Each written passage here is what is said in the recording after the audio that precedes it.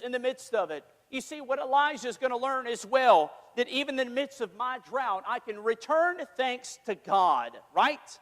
I can return thanks to God. You think about those lepers, right? They were all healed, right? One returns to give God thanks. God is looking for us to remember that He provides for us in the time that we feel the most drought in our lives, where we have absolutely nothing left. Hey, listen, we can't forget that God is in control. We cannot fail to give God thanks. But I'm going to tell you this last part. Do not fear. Do not fear. What happens when you fear? You panic. Isn't that what people do today?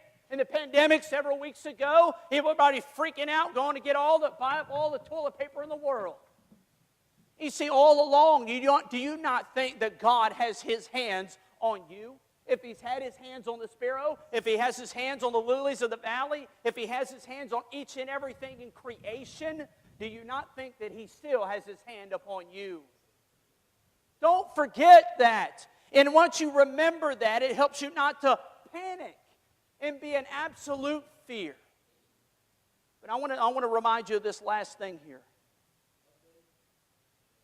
Don't be so foolish to think that everything that God is doing, you're going to expect it. Sometimes God does things in an unexpected way. Isn't that the way that He provided for Elijah? An unexpected way. With the ravens, an unexpected way. With the widow. Widows typically, we know, not even in the Old Testament, but also in the New Testament, they were typically known not to be rich.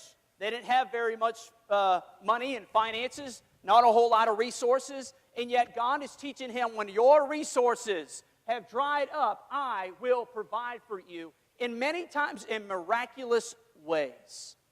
Don't be so foolish to think that God has forgotten about us. How are you going to trust God when you're going through a drought? Don't forget that He's in control. Don't fail to give God thanks. Don't fear as well.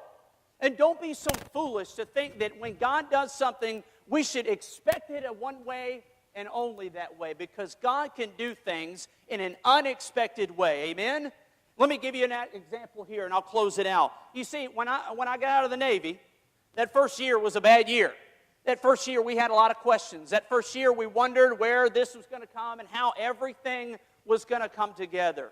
I get a knock at the door, and there was a tall guy that comes to the door. He had a really deep voice. He went to the church that we were going to, and he shocked me. I was not expecting this. He comes to the door, and he wanted to ask if my wife would help him do something. I said, well, what is it?